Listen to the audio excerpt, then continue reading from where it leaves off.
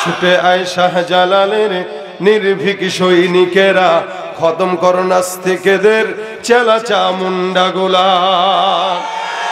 ছুটে আয় শাহজালালের নির্ভীক সৈনিকেরা, খতম কর নাস্তিকদের চেলা চামুন্ডা গোলা।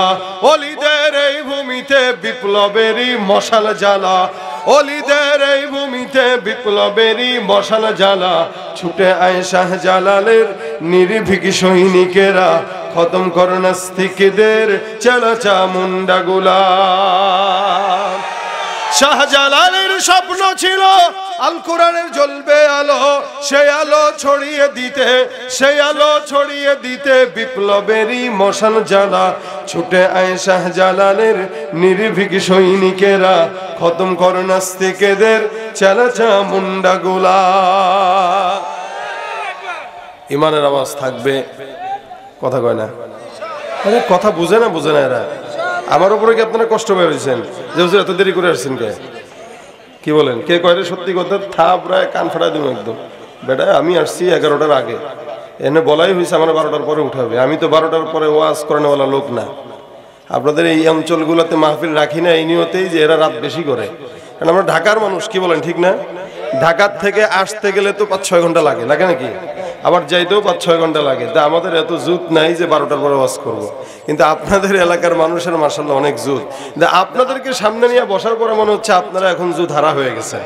নাহলে যেইভাবে বসা নিরিবিলি, এরকম নিরিবিলি বসা থাকলে আমিও নিরিবিলি কথা বলবো, কোনো গজল হবে না। কি ঠিক আছে না? ঠিকই আছে, খালি ওয়াজ হবে, গজল হবে? গজল হবে না? না না হবে না, হবে না, হবে। তা হইতে গেলে আমারও তো কিছু দেওয়া লাগবে। এই দেওয়াটা পারবেন? আওয়াজ দেওয়া বলেন লিল্লাহে তাকবীর, নারায়ে তাকবীর। আল কোরআনের আলো ঘরে ঘরে জালো, লিল্লাহে তাকবীর। এটা শেষ ম্যাচ থাকবে তো ইনশাআল্লাহ? বলেন তো এখানে আমরা যারা আছি আমাদের পরিচয় আমরা কি? বলেন সবাই, আমরা কি? মুসলমান।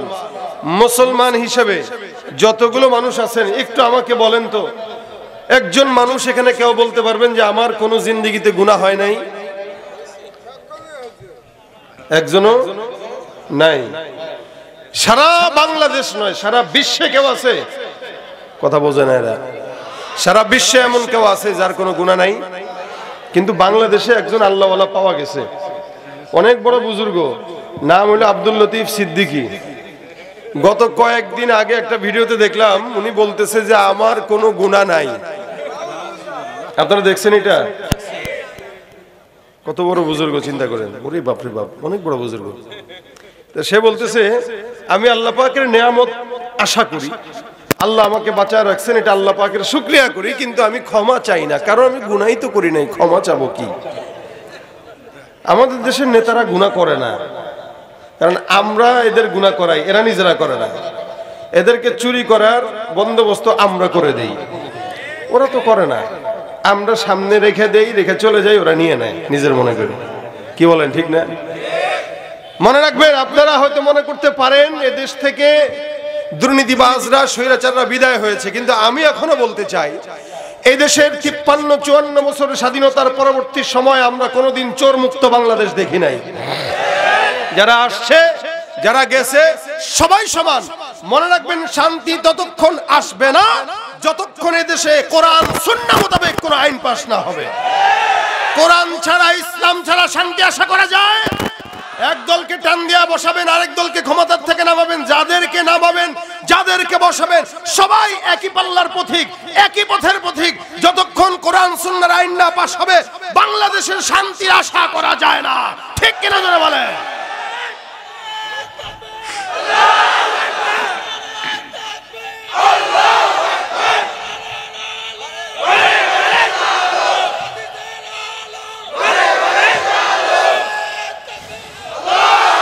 যাদের হাতে যায় ক্ষমতা, দেশ যেন বাপের ভিটা, রাখতে চেয়ার শুরু করে বিদেশিদের পাচাটা।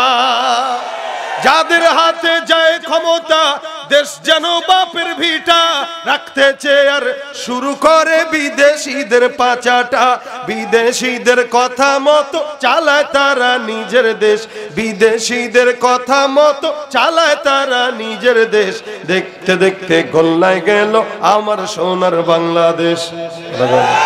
একে একে শেষ করেছি সবার দেখা হইল শেষ, একে একে শেষ করেছি সবার দেখা হইল শেষ। দেখতে দেখতে গোল্লায় গেল, বলেন দেখতে দেখতে গোল্লায় গেল আমার, দেখতে দেখতে গোল্লায় গেল। কেউ দিল না সবাই নিল, আমরা যে কলুর বলদ। সারা বছর নেয় না খবর, নির্বাচনে খুব দরদ। আছে না নাই? কেউ দিল না সবাই নিল, আমরা যে কলুর বলদ। সারা বছর নেয় না খবর, নির্বাচনে খুব দরদ। নির্বাচনের আগে নেতা ধরে কত রকম বেশ, নির্বাচনের আগে দেখো ধরে কত রকম বেশ। দেখতে দেখতে গোল্লায় গেল আমার, দেখতে দেখতে গোল্লায় গেল। একে একে শেষ করেছি সবার দেখা হইল শেষ। দেখতে দেখতে গোল্লায় গেল আমার সোনার বাংলাদেশ, দেখতে দেখতে গোল্লায় গেল আমার সোনার বাংলাদেশ। কথা কয় না? হ্যাঁ, কথা বলেন ঠিক কিনা? সারা বাংলাদেশে অধিকাংশ চোর দ্বারা ভরপুর। কথা আসতে কয় এরা, কারণ এদেরকে আমরা সুযোগ করে দিই। এজন্যই তারা বলে যে আমি গুনাহ করি না, কারণ যে আপনি করান সে করে না। আপনি সুযোগ করে দেন এই কারণে সে করে। কিন্তু আলহামদুলিল্লাহ আমরা মুসলমান হিসেবে বলতে চাই, আমরা যতগুলো মানুষ এখানে আছি বান্দা হিসেবে, মুসলমান হিসেবে আমরা চেষ্টা করি গুনাহ থেকে বাঁচার, কিন্তু এরপরেও হয়ে যায়। হয়ে গেলে কোনো সমস্যা নাই, কারণ আল্লাহ পাক রব্বুল আলামিনের দয়া আমাদের উপর আছে না নাই? গুনাহ হওয়াটা দোষের না, গুনাহের উপরে অটল থাকাটা দোষের। কিছু মানুষ আছে গুনাহ করে আবার অটল থাকে, আবার আমি কি গুনাহ করছি নাকি, এই যে এগুলোর মতো। এই যে লতিফ, আব্দুল লতিফ নামটা তো অনেক সুন্দর, এই নাম নিয়ে বলতে লজ্জা লাগে। এটা সিদ্দিকী না বলে এটা কাযযাবী বলা দরকার। কত বড় মিথ্যুক! শয়তানও তাকে দেখলে ভয় পায় যে আল্লাহ আমি কি শয়তান, ও তো আমার ওস্তাদ। কি বলেন? শয়তান কয় ও আমার ওস্তাদ। ভাইরা আমার, দেখেন প্রত্যেকটা ইমানদারের গুনাহ আছে, কিন্তু আল্লাহ পাক বলে বান্দা গুনাহ যেখানে শেষ আমি আল্লাহ পাকের দয়া সেখানে শুরু। এইজন্য তোমাদের একটা কাজ দরকার, একটা আমল দরকার, যেটা আমি আল্লাহ পাক বললাম কি আল্লাহ বলেন প্রত্যেকটা ইমানদারের অন্তরের ভিতরে যদি তাকওয়ার মেডিসিন ঢুকে যায় তো আল্লাহ পাক তাকে মুত্তাকি বানায় দেন। সুবহানাল্লাহ। আর মুত্তাকিদেরকে আল্লাহ পাকের বন্ধু বলা হয়। আল্লাহ পাক বলেন আলা ইন্না আউলিয়া আল্লাহ লা খাউফুন আলাইহিম ওয়া লা হুম ইয়াহজানুন। জেনে রাখো যারা আল্লাহর বন্ধু এদের দুনিয়াতেও ভয় নাই, আখিরাতেও টেনশন নেই। সুবহানাল্লাহ। যারা আল্লাহর বন্ধু, আমরা তো বন্ধু বানাই নেতাদেরকে, আমরা বন্ধু বানাই গাঁজাখোরদেরকে, আমরা বন্ধু বানাই সব বদকারদেরকে, আমরা বন্ধু বানাই আমেরিকা, ইন্ডিয়া, লন্ডন, ওই সমস্ত দেশের নায়ক নায়িকাদেরকে। আল্লাহকে বন্ধু বানাই না আমরা। কিন্তু আল্লাহ পাক বলেন আলা ইন্না আউলিয়া আল্লাহ লা খাউফুন আলাইহিম ওয়া লা হুম ইয়াহজানুন। মনে রাখবা যারা আমি আল্লাহ পাক রব্বুল আলামিনের বন্ধু তাদের জন্য হিসাব হলো দুইটা। এক নাম্বার, যারা আমাকে বন্ধু বানায় নাও তাদের জন্য আমি আল্লাহ পাক রব্বুল আলামিন এক নম্বরে বললাম জমিনের মধ্যে কোনো ভয় নাই। হকের পথে চলতে গেলে টেনশনের কারণ নাই। ইমানের পথে থাকবা ভয় নাই, বিয়ে করতে যাবা ভয় নাই, সন্তান হওয়ার জন্য ভয় নাই, চাকরি খুঁজে পাও না ভয় নাই, এলাকার মধ্যে ব্যবসা বাণিজ্য করবা কোনো ভয় নাই। অর্থাৎ দুনিয়ার যত কাজ আছে আমি আল্লাহ পাক রব্বুল আলামিন যদি আমাকে বন্ধু বানাও সব কাজকে আমি আল্লাহ সুন্দর করে আঞ্জাম দিয়ে দিব। এটা দুনিয়ার দিন জমিনের হালত। কিয়ামতের ময়দানে আল্লাহ পাক রব্বুল আলামিন বান্দাকে জান্নাত দিবে নাকি জাহান্নাম দিবে, বান্দা এই ব্যাপারে পেরেশানি থাকবে।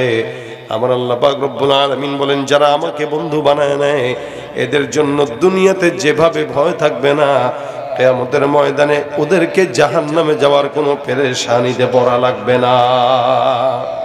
আল্লাহ পাক রব্বুল আলামিন বলে তাদের জন্য আমি আল্লাহ পাক নিয়ামত রেখে দিলাম, এদের নিয়ামতটা জমিনেও থাকবে আখিরাতেও থাকবে।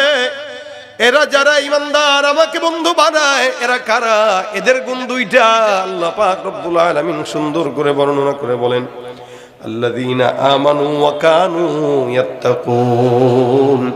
এই যারা আমাকে বন্ধু বানায় তাদের একটা গুণ হলো, এক নম্বর গুণ আল্লাযীনা আমানু, তারা হবে ঈমানদার, ওয়া কানু ইয়াত্তাকুন, ঈমানদার থাকবে পাশাপাশি মুত্তাকিও হয়ে যাবে। সুবহানাল্লাহ। ঈমানদার আর মুত্তাকি এক জিনিস নয়। এখানে আমরা যারা আছি প্রত্যেকজন ঈমানদার কিন্তু মুত্তাকি না। ঈমানদার আর মুত্তাকি পার্থক্য আছে। ঈমানদার বলা হয় যারা আল্লাহকে না দেখে বিশ্বাস করে তারা মুমিন। আল্লাহকে না দেখে ইহুদিরাও বিশ্বাস করে, নাসারাও বিশ্বাস করে। ইহুদিরাও জানে একজন আসমানের মালিক আছে, নাসারাও বিশ্বাস করে আসমানে একজন আল্লাহ আছে। আপনারা আমরা যারা এখানে ঈমানদাররা বসা আমরাও বিশ্বাস করি আল্লাহ একজন আছে না নাই? এরাও বিশ্বাস করে, আমরাও বিশ্বাস করি। তাদের বিশ্বাস আর আমাদের বিশ্বাসের মধ্যে আসমান জমিন ফারাক। তারা বিশ্বাস করে কিন্তু আল্লাহর সঙ্গে আরেকজনকে শরীক করে নেয়। আমরা বিশ্বাস করি কিন্তু আল্লাহর সঙ্গে কাউরে শরীক করি না। এই কারণে আমার আল্লাহ পাক রব্বুল আলামিন বলেন, আল্লাহ পাক রব্বুল আলামিন স্পষ্ট বান্দাকে জানায় দিয়া বলেন, এ মুসলমান তোমাদের মধ্যে তাদের মধ্যে পার্থক্য কোন জায়গায় তোমরা শুনে নাও। আল্লাহ পাক বলেন, ওয়াকালাতিল ইয়াহুদু উযাইরুন ইবনুল্লাহ ওয়া ক্বালাতিন নাসারাল মাসীহ ইবনুল্লাহ। আমার আল্লাহ পাক ডাক দিয়া বলেন উযাইর আল্লাহর পুত্র। এই কথাটা বলে ইহুদিরা বলে উযাইর আলাইহিস সালাতু ওয়াস সালাম আল্লাহর পুত্র, নাউযুবিল্লাহ। ওয়া ক্বালাতিন নাসারাল মাসীহ ইবনুল্লাহ, নাসারা বলে মাসীহ হলো আল্লাহর পুত্র। একদল একজনকে আল্লাহর পুত্র বানায়, আরেক দল আরেকজনকে আল্লাহর পুত্র বানায়। আর আমরা মুসলমানরা আল্লাহ পাকের শিখিয়ে দেওয়া সবক বর্ণনা করে বলি, কুল হুয়াল্লাহু আহাদ আল্লাহুস সামাদ লাম ইয়ালিদ ওয়া লাম ইউলাদ ওয়া লাম ইয়াকুল লাহু কুফুয়ান আহাদ। আমার আল্লাহ পাক রব্বুল আলামিন বান্দাকে জানায় দেয়, বান্দা বলো তিনি হলেন আল্লাহ, যিনি আল্লাহ, তিনি একক। আল্লাহ পাক রব্বুল আলামিনের প্রত্যেকটা বান্দাকে এই কথার স্বীকারোক্তি আল্লাহ দিয়া দিলেন। আসমান জমিন উল্টে যাবে তবু ঈমানদাররা একটা কথার উপর অটল থাকবে, সেটা কি? লা ইলাহা ইল্লাল্লাহ, আল্লাহ ছাড়া দ্বিতীয় কোনো মাবুদ আছে নাকি? জোরে বলেন তো। তুমি মিটাও সকল চাওয়া দুদিন আগে পরে, তোমার কাছেই সকল পাওয়া সবই তোমার তরে। তোমার পথে চললে সবাই, তোমার পথে চললে সবাই আসবে যে সুদিন। তোমার দয়ায় পূর্ণ আমার সারা নিশিদিন। কার দয়া? আল্লাহ কয়জন? একজন না দুইজন? জোরে বলেন কয়জন? আরো আওয়াজ দিয়ে এখন কয়জন? যেগুলা বলে না এগুলা ওই কাতারের। আল্লাহ কয়জন? এই কথাটা বলতে কষ্ট হয়, কথা কয় না, কষ্ট হয় না। নেতার পক্ষে স্লোগান দিতে তো কষ্ট হয় না আপনাদের, কিন্তু আল্লাহ একজন এটা বলতে কষ্ট হইতেছে। আবার বলেন আল্লাহ কয়জন? আমার আল্লাহ পাক রব্বুল আলামিন বান্দাকে এত মহব্বত করলেন, জমিনের মধ্যে আল্লাহ পাক একজনই একাই যথেষ্ট সারা দুনিয়ার বান্দাকে পরিচালনা করার জন্য। এই কথা যারা বিশ্বাস করে না তারা বলে আল্লাহর সঙ্গে আবার অন্য আছে। এই কথা যারা বিশ্বাস করে না তারা বলে আল্লাহ আছে আবার গাছও আছে, আল্লাহ আছে সূর্য আছে, যার কারণে সূর্যের পূজা করে, গাছের পূজা করে, চন্দ্রের পূজা করে। সারা জিন্দেগি ভর যদি কেউ মূর্তির পূজা করে, বলেন তো মূর্তি কথা বলতে পারবে? বহু আগের জামানার ঘটনা, এক মাজুসি বারবার মূর্তিকে সামনে নিয়ে খালি বলে সনাম সনাম সনাম সনাম, বারবার মূর্তিকে সামনে নিয়ে এই শব্দটা উচ্চারণ করে, কিন্তু মূর্তি কথা বলতে পারে না।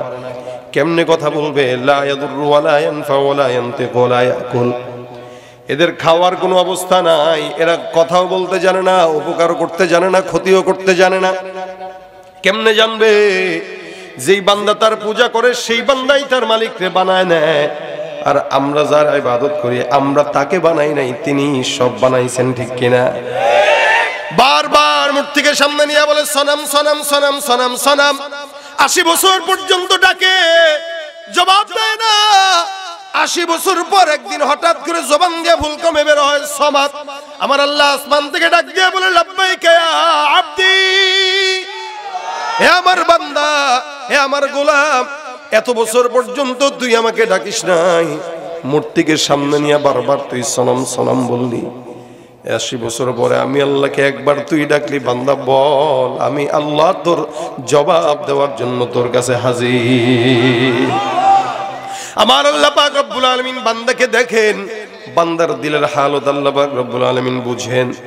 এ মুসলমান নবীর উম্মত, এই কারণে আল্লাহ পাক রব্বুল আলামিন বান্দাকে সবক শিখায় দিয়েছেন, আমি তো একজনই, আমার সঙ্গে শিরিক যারা করবে এরা সবচেয়ে বড় জালিম। ইন্নাশ শিরকা লাযুলমুন আযীম, সবচেয়ে বড় গুনাহ হলো শিরিকের গুনাহ। নবী করিম সাল্লাল্লাহু আলাইহি ওয়াসাল্লাম বলেন, এই শিরিকটা কিয়ামতের ময়দানে জুলুম হয়ে প্রকাশ পাবে। আয-যুলুমু যুলুমাতু ইয়াউমাল কিয়ামা, একদম অন্ধকার হয়ে এটা প্রকাশ পেয়ে যাবে। মুসলমান নবীর উম্মত খুব বুঝবেন, সবচেয়ে বড় জুলুম হলো শিরিকের জুলুম। আমরা আল্লাহকে মানি কিন্তু শিরিক করি না। আর ইহুদি নাসারা আল্লাহকেও বিশ্বাস করে, আল্লাহর সঙ্গে অন্য কাউরে শরীক করে।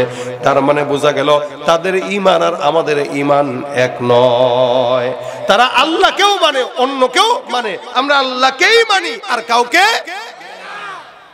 এ ভাইরা আমার, এই জন্য আল্লাহ পাক রব্বুল আলামিন ঈমানদারদেরকে গুণ দিলেন। ঈমানদারের গুণ হবে তাকওয়ার গুণ, ঈমানদারও হবে তাকওয়াও হবে, মুত্তাকিও হবে।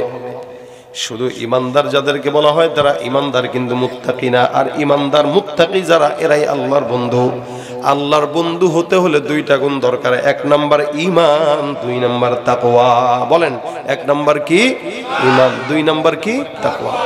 এই দুইটা গুণ কোন বান্দার ভিতরে থাকবে, সে আল্লাহর বন্ধু। জমিনের মধ্যে আল্লাহকে বন্ধু বানাইলে বান্দার লাভ আছে না লস আছে? লাভ আছে। অনেক নেতাদেরকে বন্ধু বানায় দেখছেন, ফায়দা হয় নাই।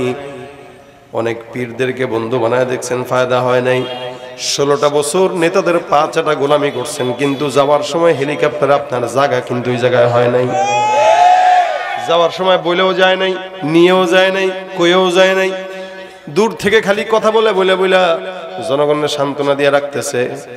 মনে রাখবেন, আমাদের দেশের যত নেতা আছে, যত বন্ধু আছে, আপনাদের মতো আমাদের মতো জনগণকে টিস্যু মনে করে, কিছু মনে করে না। টিস্যু ব্যবহার করে, স্বার্থ শেষ সুন্দর করে গোছায় ফালায় দেয়। আর আমার আল্লাহ রব্বুল আলামিন বান্দা যতই গুনাহ করুক না কেন, আমার আল্লাহ বলে, বান্দা কই যাবি, আমার কাছে তুই আশা লাগবে। 1000 কোটি গুনাহ হওয়ার পর যদি একবার আমি আল্লাহকে ডাকো, আমি আল্লাহ তোমার জন্য রেডি। এটাই হলো আল্লাহ পাক রব্বুল আলামিনের মতো পবিত্র আল্লাহ পাকের বন্ধুত্বের হালতটাই এরকম হয়ে গেছে। বান্দা আল্লাহকে বন্ধু বানাবে, আল্লাহ পাক বান্দার জন্য সবকিছু ফেদা করে দিবে।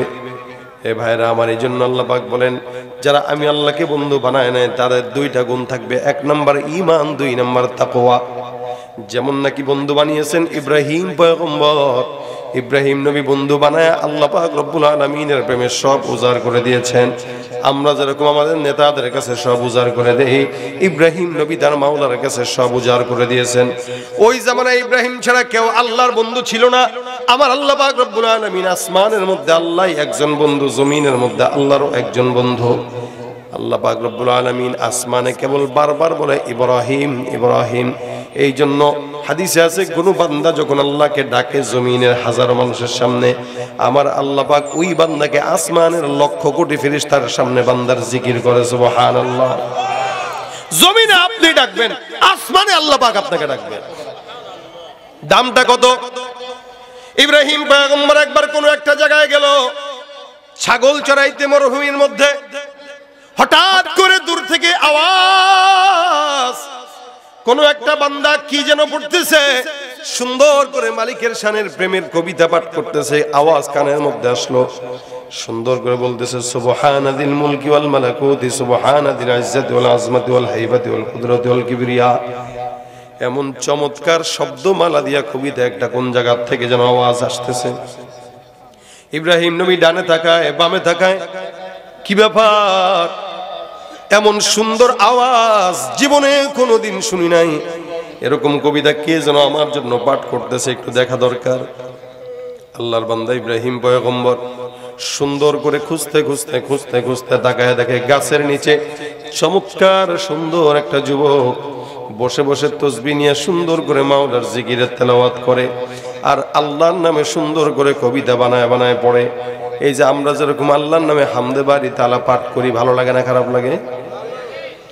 এ ভাইরা আমার, দেখেন এই বান্দাটা এরকম পড়তেছে। ইব্রাহিম নবী আসলো, এসে ডাক দিয়ে বলে, যুবক, তুমি যে মাওলার শানে এত চমৎকার কবিতা পড়তেছ, কবিতাটা আমাকে আরেকবার শোনায় দাও। আমার কানের মধ্যে কবিতাটা অনেক বেশি মজার লাগতেছে। তুমি আমার মাওলার রবের কালেমাটা আমার সুন্দর করে আরেকবার শোনায় দাও, এই কবিতাটা আরেকবার শোনাও। ওই যুবকটা ডাক দেয়া বলে, ভাই তুমি কে? আমি তোমাকে চিনি না, কিন্তু আমি যেই কবিতাটা বানায় বানায় পড়তেছি, কবিতাটা অনেক দামি, বানাইতে কষ্ট হয়েছে। এই কবিতাটা ফ্রি শোনানো যাবে না, এটা যদি শুনতে চাও টাকা দিয়ে শোনা লাগবে। ইব্রাহিম পয়গম্বর কয়, এটা আবার কোন ধরনের কথা? আল্লাহ পাকের নামের জিকির শুনবো, টাকা দিয়ে কেন শোনা লাগবে? ওই লোকটা টাকা ছাড়া শোনাতে এক বিন্দু পরিমাণেও রাজি না। ইব্রাহিম পয়গম্বর ডাক দেয়া কয়, ভাই আমার পকেটে তো টাকা নাই, দিরহাম নাই, দিনারও নাই, আল্লাহর রাস্তায় তুমি মাওলার সন্তুষ্টির জন্য আমাকে শোনাও। লোকটা ডাক দেয়া বলে, না না। ইব্রাহিম পয়গম্বর ডানে তাকায় বামে তাকায় চিন্তা করে, আর বলে, যুবক, আমার কাছে দেওয়ার মতো সম্পদ অর্থ করে আমার পকেটের মধ্যে নাই, তবে হ্যাঁ, ছাগলগুলো যে চড়াইতে আসলাম, ওই যে বিকার তাকায় দেখো মরুভূমির মাঝখানে, এই ছাগলের পাল থেকে অর্ধেক ছাগলের পাল আমি তোমাকে হাদিয়া দিয়া দিলাম, বিনিময়ে তুমি আমার মাওলার নাম শোনায় দাও। আমার আল্লাহ পাক রব্বুল আলামিনের নাম শোনানোর জন্য অর্ধেক ছাগলের পাল হাদিয়া দিয়া দেয়। এবার সুন্দর করে যুবকটা শোনা দেয়, সুবহানাদিল মুলকি ওয়াল মালাকুত, সুবহানাদিল ইজ্জতি ওয়াল আজমাতি ওয়াল হাইবাতি ওয়াল কুদরতি ওয়াল কিবরিয়া ওয়াল জাবারুত। চমৎকার করে যখন শোনা দেয়, এবার ইব্রাহিম পয়গম্বর হারে কানের মধ্যে এত মজা লেগে আছে, কানের মজাটা যায় না বাইরে। আল্লাহর রাস্তে গানটা আবার আরেকবার শোনায় দাও, কবিতাটা আরেকবার শোনায় দাও। যুবক ডাক দিয়া বলে, একবার শুনছেন, কিছু দিয়েছেন, যার কারণে আমি শোনাইলাম, এখন যদি আবার শুনতে চান আবারও কিছু দেওয়া লাগবে। ইব্রাহিম টাকাও নাই, কিচ্ছু নাই, পাশে বসে বলে, ভাই এবার আপনি আপনার মতন গুনগুন করে পড়েন, আমি শুনবো পাশ থেকে। লোকটা কয়, না না, যতক্ষণ থাকবা শোনানো হবে না, শুনতে যদি যাও টাকা দেওয়া লাগবে। আপনাদেরকে কেউ যদি বলে, ও ভাই আল্লাহর নামের কবিতা একটা শোনাই দেবো, গান শোনাই দিব, আমার 10টা টাকা দেন, আপনি কবেন, বেটা তোর কাছে শোনা লাগে কে? আমি নিজেই তো নিজে আল্লাহর নামের কবিতা বলতে পারি। এ মুসলমান, কত বড় বন্ধু হলে পরে ইব্রাহিম পয়গম্বর মালিকের নাম শোনানোর জন্য অর্ধেক ছাগল নয়, সম্পূর্ণ ছাগলের পাল দান করে দিতে পারে। এজন্যই বলা হয় খলিল। খলিল কি? আল্লাহকে বন্ধু বানায় যে, সে খলিলুল্লাহ। আর আমাদের রাসূল সাল্লাল্লাহু আলাইহি ওয়াসাল্লাম ছিলেন হাবিবুল্লাহ, কারণ ইব্রাহিম নবী আল্লাহকে বন্ধু বানাইছে, আর আমার আল্লাহ স্বয়ং আমাদের নবীকে বন্ধু বানাইছে। ভাইরা আবার ইব্রাহিম পয়গম্বর এবার ডাক দেয়া বলে, যুবক, তোমার চেহারা দেখলে মনে হয় তুমি বংশসম্ভ্রান্ত ফ্যামিলির লোক, তোমার চেহারা দেখলে মনে হয় তুমি ভালো একটা বংশের সন্তান, ছাগল চড়ানোর মতো যোগ্যতা নিশ্চিত তোমার নাই। এই যে এতগুলো ছাগল তোমাকে আমি দান করে দিলাম আল্লাহর নামের জন্য, তুমি বলো তোমার তো একজন রাখাল দরকার আছে। বলে, হ্যাঁ আমার তো রাখাল লাগবে, কারণ ছাগল তো পেয়েই গেলাম। ইব্রাহিম নবী ডাক দেয়া বলে, যুবক, তোমার যদি রাখাল লাগে, অন্য কোনো বাহিরের রাখাল দরকার নাই, আমি যেহেতু ছাগলগুলো তোমাকে দান করে দিলাম, সুতরাং এই ছাগলগুলোর রাখাল হিসেবে আমি নিজে ভালো জানি ছাগলগুলোরে কেমনে কি করা লাগে, তুমি আমাকে রাখাল হিসেবে গ্রহণ করে নাও, বিনিময়ে বেতন হিসেবে মাওলার নামের কবিতাটাই আমাকে শোনায় দিও। সুবহানাল্লাহ। আল্লাহ পাক রব্বুল আলামিনের নামের মজা কত বেশি ইব্রাহিমের কাছে, যার কারণে ইব্রাহিম পয়গম্বর খলিলুল্লাহ এই সমস্ত কিছু আল্লাহর জন্য দান করে দিতেছেন। যুবকটা এবার ডাক দিয়া বলে, এ ভাই তুমি কে? তোমার এই সমস্ত কিছু দেখে আমার বড় ভালো লাগছে। তুমি রাখালো হইতে চাইলা, এটা আমি বুঝলাম, তবে তোমার রাখালো হওয়া দরকার নাই, ছাগলগুলাও দেওয়া দরকার নাই, যাও যাও, সব ছাগলগুলো আমি তোমাকে দান করে দিলাম, আবার ফেরত দিয়ে দিলাম। সুবহানাল্লাহ। ইব্রাহিম নবী তাকে দিলেন, সে আবার ইব্রাহিম নবীকে দান করে দিলেন। এবার যুবক ডাক দিয়া বলতেছে, এ যুবক ভাই ইব্রাহিম, তুমি মনে করো না দুনিয়ার কোনো সাধারণ বান্দা, আমি তোমাকে পরীক্ষা করার জন্য আল্লাহর তরফ থেকে একজন ফেরেশতা জমিনের মধ্যে নেমে এসে তোমাকে পরীক্ষা করলাম। আসমানের মধ্যে বারবার বারবার বারবার বলতে শুনি, ইব্রাহিম তোমার নামটা সারাদিন আসমানের মধ্যে আমার মাওলা ডাকে। আল্লাহ পাক রব্বুল আলামিন বলে, ফাযকুরুনি আযকুরুকুম ওয়াশকুরুলি ওয়ালা তাকফুরুন। আমার আল্লাহ পাক রব্বুল আলামিন বলে, বান্দা জমিনে কোন ইমানদার যদি আমি আল্লাহকে ডাক দাও, আমি আল্লাহও তোমাকে ডাকবো। জমিনে তুমি ডাকবা আর আমি আল্লাহ আসমানে ডাকবো। বান্দা জমিনে একবার ডাকবে, আমি আল্লাহ আসমানে 10 বার ডাকবো। আসমানে কারো দিন কেবল ইব্রাহিম ইব্রাহিম পয়গম্বরের জিকির হয়, যার কারণে আমরা চিন্তা করলাম কোন ইব্রাহিম এত বান্দার পাগল আমার আল্লাহ পাক কেমনে হইল। আজকে পরীক্ষা করতে আসার পরে বুঝলাম, তোমার মতো পাগলকে আল্লাহ ভালোবাসবে না তো কোন পাগলকে ভালোবাসবে? তুমি যেই মাওলার নাম শোনার জন্য ছাগল সব দিয়া দিতে পারো, ওই আল্লাহর জন্য তো জীবনও দিতে পারো। বোঝা গেল এই জমিনের মধ্যে তুমি ইব্রাহিমের মতো আল্লাহর বন্ধু আর কেউ নাই।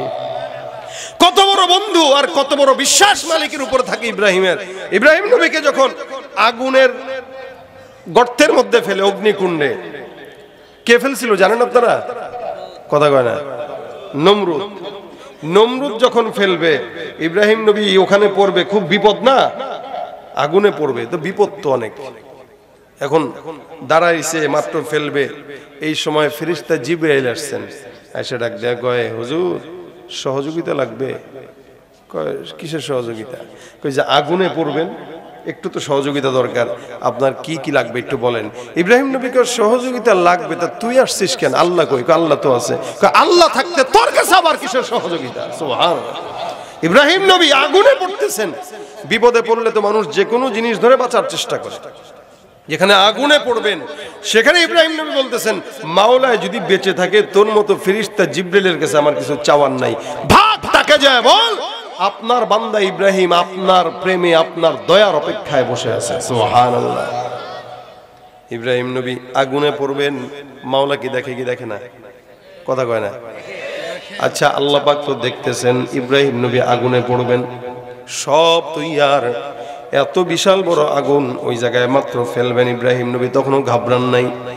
ফেরেশতা আল্লাহর তরফ থেকে আসছে সহযোগিতার জন্য, উনি সহযোগিতাও নেয় নাই। জিবরাইল ডাক দেয়া বলে, ইব্রাহিম কি করলে আপনি সহযোগিতা নেবেন? বলে, আমি যার বান্দা, যারে আমি মহব্বত করি তারে ক। কারণ সব কথা মুখে বলা লাগে না, কিছু জিনিস চোখ দেখলেই বোঝা যায়। আসমানের দিকে তাকায় তাকায় ইব্রাহিম পয়গম্বর তাকায় রইছে, আর মনে মনে ভাবতেছে, মালিক তোমার সহযোগিতার অপেক্ষা আমি ইব্রাহিম পয়গম্বর। সব কথা মুখে বলা লাগে না, ভালোবাসা থাকলে একে অপরের চক্ষু দেখলেই বোঝা যায়, ঠিক কিনা? ভাইরা আমার খুব বুঝবেন, আল্লাহ পাক রব্বুল আলামিন পয়গম্বর ইব্রাহিমের হালত বুঝে ইব্রাহিম নবী ওই জায়গায় পড়বেন। আমার আল্লাহ ডাক দিয়ে বলে, আগুন আমার বন্ধু ইব্রাহিম তোমার ভিতরে ঢুকবে। আমি আল্লাহ পাক রব্বুল আলামিন আদেশ দিলাম, ইয়া নারু কুনি বারদাও ওয়া সালামান আলা ইব্রাহিম।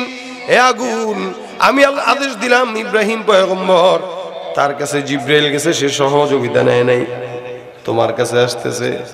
ইব্রাহিম কিন্তু আমার দোস্ত, মনে রাখিস। আগুন বলেন তো, আগুনটাও আল্লাহর হুকুম মানে কি মানে না? মানে কি মানে না? এই দুনিয়ার যা কিছু আছে সব হুকুম মানে কার? আল্লাহর। আগুনটা ডাক দিয়া কয়, মালিক গো, আমার কাজ হলো বান্দাকে পুড়ায় দেওয়া, যেখানেই যা দেখবো জ্বালায় দিব, সবকিছু করে শেষ করে দিব। কিন্তু তুমি মালিকের আদেশে তুমি যখন আমাকে বললা তোমার বন্ধু আমার কাছে আসবে, মালিক গো তুমি যেমন কুদরতওয়ালা রব, তোমার মেহমানকে সেভাবেই কুদরতওয়ালা ভাবে আমি আপ্যায়ন করবো। সুবহানাল্লাহ। আমার আল্লাহ বলে, আগুন তুমি আজকের জন্য, এখন থেকে ইব্রাহিম যতদিন থাকবে ততদিনের জন্য শান্তিপূর্ণ বিছানায় রূপান্তরিত হয়ে যাও।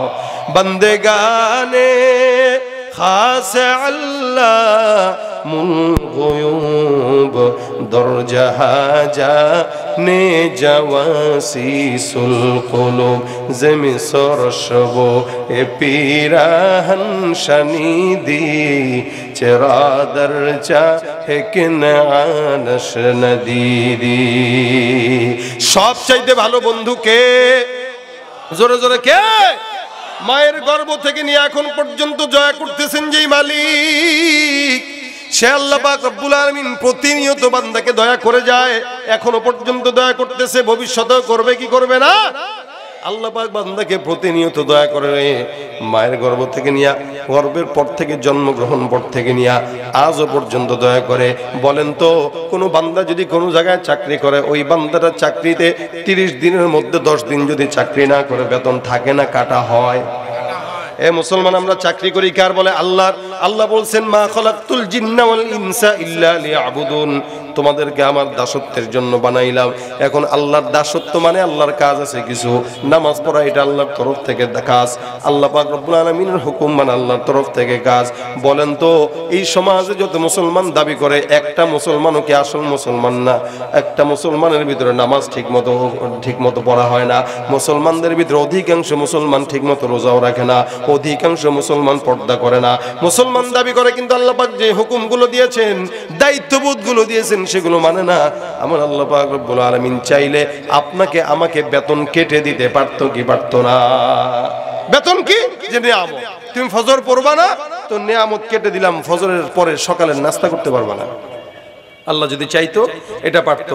দুপুরবেলা খাবার খাইতে পারবা না, বিকেলবেলা নাস্তা করতে পারবা না, রাত্রিবেলা খাবার খাইতে পারবা না, যতক্ষণ 5 ওয়াক্ত নামাজ ঠিক মতো না হবে তোমার নিয়ামত কেটে দিলাম। চাইলে পারতো কি পারতো না?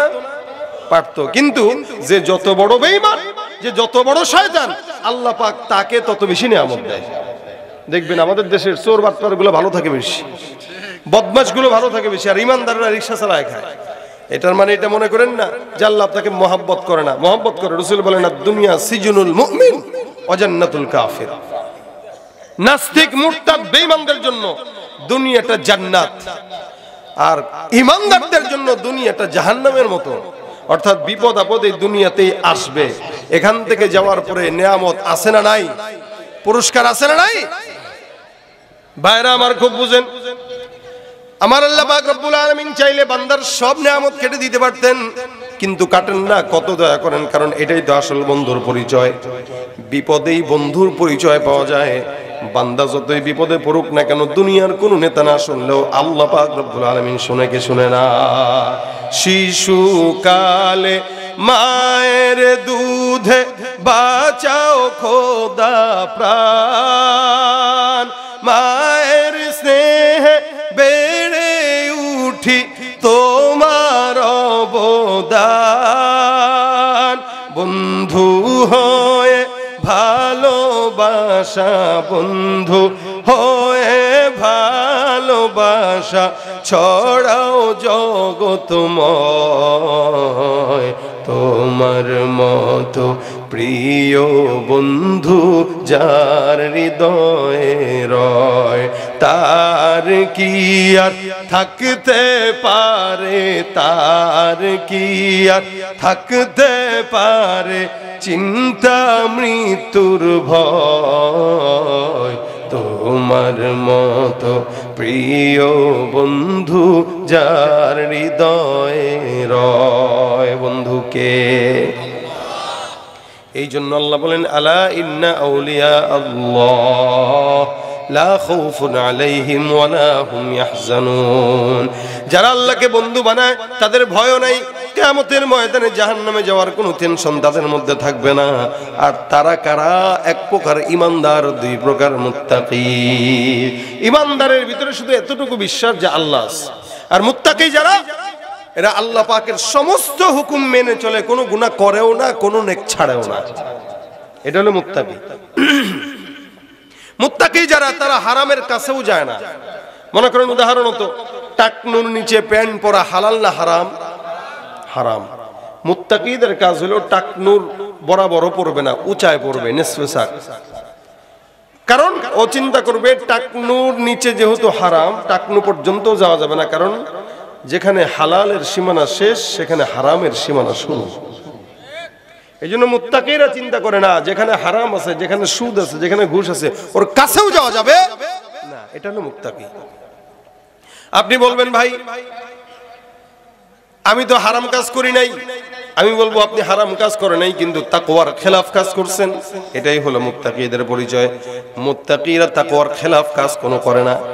আল্লাহ বলেন, যারা আমাকে বন্ধু বানায় তাদের গুণ থাকবে দুইটা। এক নাম্বার তারা ইমানদার, দুই নাম্বার তারা মুত্তাকি। আর মুত্তাকিদের জন্য আমি আল্লাহ পাক যত বিপদের রাস্তা হোক সব বিপদের রাস্তা আমি আল্লাহ দূর করে দিব। এ মুসলমান বর্তমান সময়ে মুত্তাকি বান্দাও পাওয়া যায় না, মুমিন বান্দাও পাওয়া যায় না। শুধুমাত্র নাম কাওয়াস্তে সবার নাম মুমিন। ফজরের নামাজে দেখবেন এতগুলা মানুষ তো দূরের কথা, 5 জনও জামাতে পাওয়া যাবে না, ঠিক কিনা? নামাজ পড়ে না, ইমানদার দাবি করে, নামাজ পড়ে না, সুন্নত মানে না, আল্লাহ পাকের দ্বীন মানে না, দান সদকা করে না, ভালো কোনো কাজেও যায় না, আবার মুমিন দাবি করে। আল্লাহ বলেন ওয়ামিনান নাসি মান ইয়াকুলু আমান্না বিল্লাহি ওয়া বিল ইয়াউমিল আখিরি ওয়া মা হুম বিমুমিনিন। মানুষের মধ্যে একদল থাকবে যারা নিজেরা নিজেদেরকে মুমিন দাবি করবে। আমি আল্লাহ পাক রব্বুল আলামিন ঘোষণা করলাম এরা যতই নিজেকে মুমিন দাবি করুক না কেন, মুমিন নয়, এরা হলো ভণ্ড, এরা হলো বেঈমান, ঠিক কিনা? তুমি রমজান এলে রাখো না রোজা, দিনকে করো আঘাত, পয়সা করির নেই তো অভাব, দাও না তো যাকাত, ঠিক কিনা? রমজান এলে রাখো না রোজা, দিনকে করো আঘাত, পয়সা করির নেই তো অভাব, দাও না তো যাকাত। তুমি ইমানদারির বড়াই করো, নেই তোমার ইমান, তুমি ইমানদারির বড়াই করো, নেই তোমার ইমান। তুমি কেমন মুসলমান, তুমি কেমন মুসলমান? নামাজের সাথে নাই পরিচয়, মানো না কোরআন, নামাজের সাথে নাই পরিচয়, মানো না কোরআন। তুমি কেমন মুসলমান, তুমি কেমন মুসলমান? কথা কয় না? আছে না নাই? সুদের টাকায় প্রাসাদ গড়, ঘুষ ছাড়ো না, দিন দুঃখী না খেয়ে মরে খবর রাখো না। ইমানদার দাবি করে ভাই কেমনে চলেন? কয় হুজুর 40 বছর পর্যন্ত সরকারি চাকরি করছি, তারপরে প্রমোশন পাইছি, এই করছি সেই করছি, সরকার টাকা দিছে 40 লাখ, আলহামদুলিল্লাহ আল্লাহ চালায়। ব্যাংকে 40 লাখ টাকা রেখে দিছি, মাসে মাসে যে সুদ আছে ওইটা দিয়ে আল্লাহ ভালো মতো চালায়। কথা বুঝে নাই? বড় ইমানদার মানুষ সারা জিন্দিগি অকাম কোকাম করে লাস্টের জিন্দিগিতে নামাজ পড়ে অথবা মসজিদের সভাপতি হয়ে তসবিহ লাগায়, মনে করছে ইমানদার হয়ে গেছে। কিন্তু সারা জীবন ইমান গুনাহের কাজ করার পর লাস্ট জীবনে যদি নামাজও ধরে, ওই যে সারা জিন্দিগির গুনাহের আসর থাকার কারণে হারাম থেকে বেঁচে চলে না, সুদের টাকা খায়, সেও মুমিন দাবি করে। আল্লাহ বলেন মুমিন দাবি করবে, মুমিন হতে পারে নাই। সুদের টাকায় প্রাসাদে গড়, ঘুষ ছাড়ো না, দিন দুঃখী না খেয়ে মরে খবর রাখো না। তুমি ঘুষ খেয়ে বিচার করো সাজিয়া প্রধান, তুমি ঘুষ খেয়ে বিচার করো সাজিয়া প্রধান। তুমি কেমন মুসলমান? কথা কয় না? কেমন মুসলমান? কথা সত্য না মিথ্যা? সুদের কারবার এই দেশে আছে, আপনাদের এলাকায় আছে। যত বড় ইমানদার দাবি করেন, মুত্তাকি দাবি করেন, সুদ যদি কেউ খায় ও শয়তানের খালাতো ভাই, ও মুত্তাকি হতে পারে? তাকওয়া হলো এটা, হারাম থেকে বাঁচবে। মুত্তাকি যাকে দাবি করবে সে হারামের কাছেও যাবে না। ইমানদার যে দাবি করবে নিজেকে সমস্ত কার্যক্রম হারাম থেকে বেঁচে থাকবে। এ মুসলমানই কারণে ইমান 3 জিনিসের সমন্বয়কে বলা হয়। 1 নাম্বার তাসদীক বিল জিনান, 2 নম্বরে ইকরার বিল লিসান, 3 নম্বর আমল বিল আরকান। 1 নাম্বার তাসদীক বিল জিনান, ইমানদার যারা দাবি করবে অন্তর দিয়া বিশ্বাস করবে আল্লাহ আছে না নাই, এটা ইমানের প্রথম ধাপ। তাসদীক বিল জিনান ইমানের প্রথম ধাপ। আল্লাহ পাক রব্বুল আলামিন আছে বিশ্বাস করি, এই কথার স্বীকারোক্তি যারা দেয় এরাই হলো ইমানদার। 2 নাম্বার এই কথা অন্তর থেকে বিশ্বাস করার পাশাপাশি ইকরার বিল লিসান, জবান দিয়ে স্বীকার করা লাগবে। দেখেন আবু তালেব পয়গম্বরকে এত পছন্দ করতো, এত মহাব্বত করতো, এত সহযোগিতা করতো, শুধুমাত্র কালেমার স্বীকারোক্তি না দেওয়ার কারণে আবু তালেব জান্নাতি না জাহান্নামী? রাসূলকে অনেক কষ্ট করছেন, মুজাহাদা করছেন, রাসূলের পিছনে খুব বেশি হেল্প করতেন। আবু তালেব যতটুকু হেল্প রাসূলকে করছে অন্য কেউ এরকম হেল্প করে নাই। এরপরেও নবী করিম সাল্লাল্লাহু আলাইহি ওয়াসাল্লাম সাকরাতুল মাউতের সময় চাচার কাছে কানে কানে বলছেন, চাচা দয়া করে আপনি একটা বার কালেমাটা শুধু জবান দিয়ে মুখে দিয়ে উচ্চারণ করেন, ইনশাআল্লাহ আমি আপনাকে আল্লাহর কাছে মাফ চাওয়া জান্নাতের ব্যবস্থা করে দিব। কপাল পোড়া হইলে যা হয়। সারা জিন্দেগি রাসূলের পিছনে ছিল, ডানে ছিল, বামে ছিল, সামনে ছিল, কিন্তু শেষ বয়সে নবীর সাথে যদি খালি একটু জবান দিয়ে বলে দিত লা ইলাহা ইল্লাল্লাহ, বাস কিচ্ছা খতম হয়ে যেত। সারা জিন্দেগি যত গুনাহ করছে, উল্টা পাল্টা করছে, সব মাফ হয়ে যেত এক লা ইলাহা ইল্লাল্লাহ। দিল থেকে আবু তালেবও বিশ্বাস করে মুহাম্মদ সত্য নবী, আল্লাহ পাক আছে, কিন্তু স্বীকার করে নাই। এতটুকু না করার কারণে আবু তালেব জাহান্নামী হয়ে গেছে। তা দেখেন, এটা ইমানের দ্বিতীয় নাম্বার গুণ, ইকরার বিল লিসান। আমরা এখানে যারা আছি আলহামদুলিল্লাহ, আমরা জবান দিয়েও স্বীকার করি, অন্তর দিয়েও কি করি? বিশ্বাস করি। আমারও বিশ্বাস আছে, আপনাদেরও বিশ্বাস আছে যে আল্লাহ পাক আছে। আবার জবান দিয়ে স্বীকার করছি কেন? কারণ আমরা লা ইলাহা ইল্লাল্লাহ মুহাম্মাদুর রাসূলুল্লাহ পড়ি। আর সবচেয়ে বড় কথা হলো আলহামদুলিল্লাহ, আল্লাহ পাক আমাদেরকে মুসলমানের ঘরে জন্ম দিয়েছেন। আলহামদুলিল্লাহ বলেন, আলহামদুলিল্লাহ। আচ্ছা বুঝেন কথা, মুসলমানের ঘরে জন্ম নেওয়া অনেক সৌভাগ্যের। কারণ নবী বলেন মান ক্বালা লা ইলাহা ইল্লাল্লাহ দাখালাল জান্নাহ, কেউ যদি একবার কালেমা পড়ে সে জান্নাতে চলে যাবে। কিন্তু একটা খ্রিস্টানের ছেলে, একটা ইহুদির সন্তান, একটা নাসারার সন্তান, একটা হিন্দুর সন্তান, ভাই মুসলমানের ঘরে জন্ম নিলেই জান্নাত। কারণ সে কালেমা পড়ছে, একদিন না একদিন যাবে, মার খেয়ে যাক, পিটান খেয়ে যাক, যা খেয়ে যাক। কিন্তু যে খ্রিস্টানের ঘরে জন্মগ্রহণ করছে আজীবনের জন্য জাহান্নাম। যে ইহুদির ঘরে আসছে আজীবনের জন্য জাহান্নাম, কারণ সে ইহুদি, সে নাসারা, সে খ্রিস্টান, সে মুশরিক। আর ইহুদি নাসারার ঘর থেকে জন্ম নিয়ে মুসলমান হওয়া বহুত কঠিন, এত সোজা না। 1000-এর মধ্যে একজন পারে। ইহুদি নাসারার ঘর থেকে জন্ম নিয়ে মুসলমানের নিয়ামত পাওয়া, ইসলামের নিয়ামত পাওয়া, কালেমার নিয়ামত পাওয়া অনেক কঠিন, এটা অনেক সোজা না।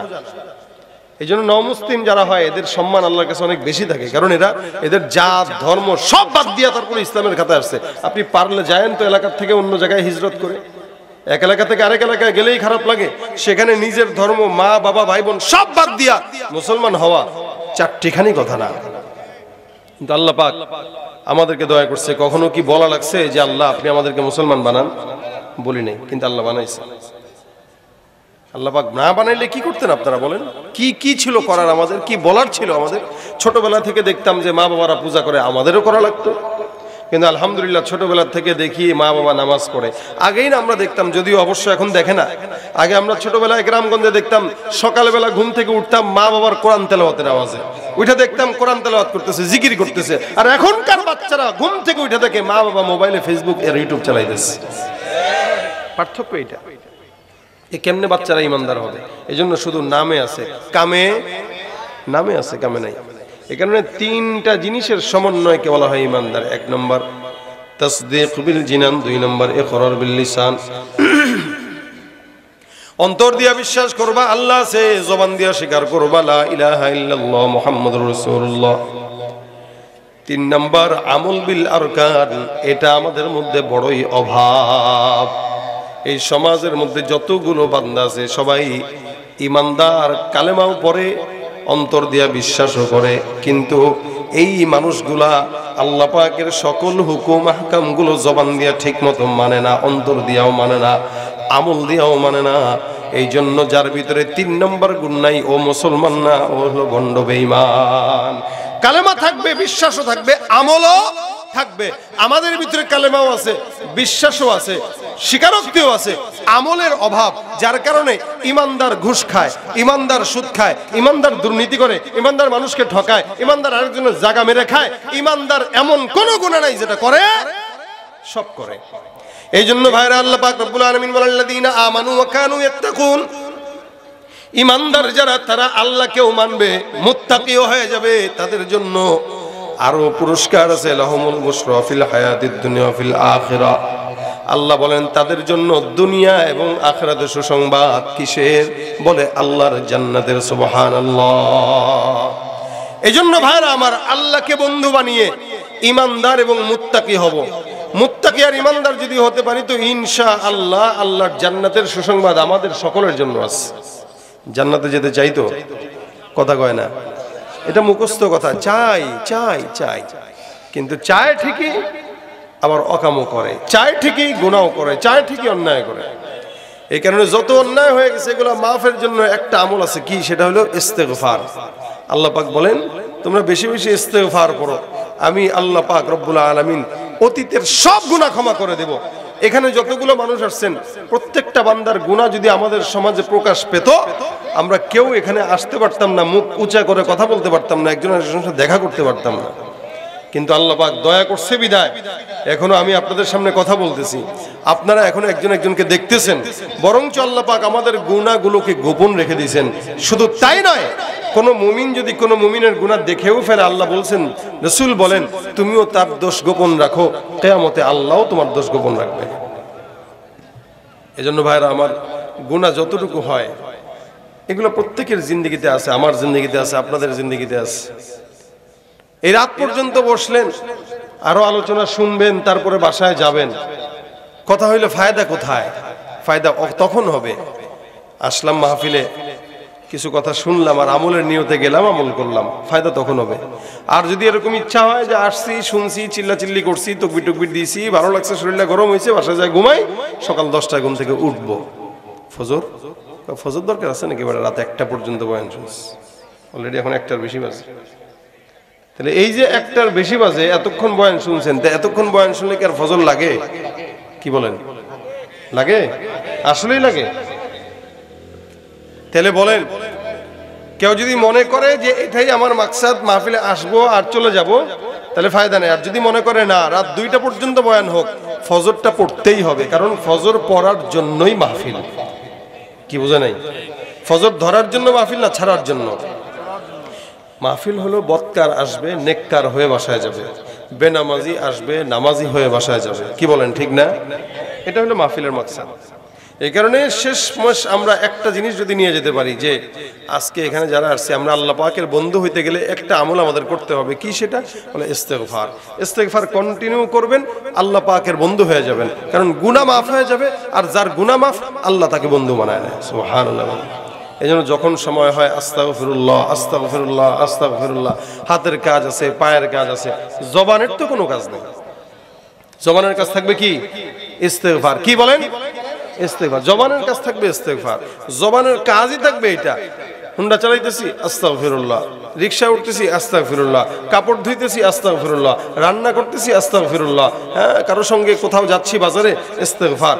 প্রত্যেকটা বান্দা প্রত্যেকটা পদক্ষেপে ইস্তেগফার করবে, আল্লাহ পাক তার যাবতীয় সব পেরেশানি দূর করবে, সমস্ত কল্যাণ বান্দার জন্য দান করবেন। সুবহানাল্লাহ।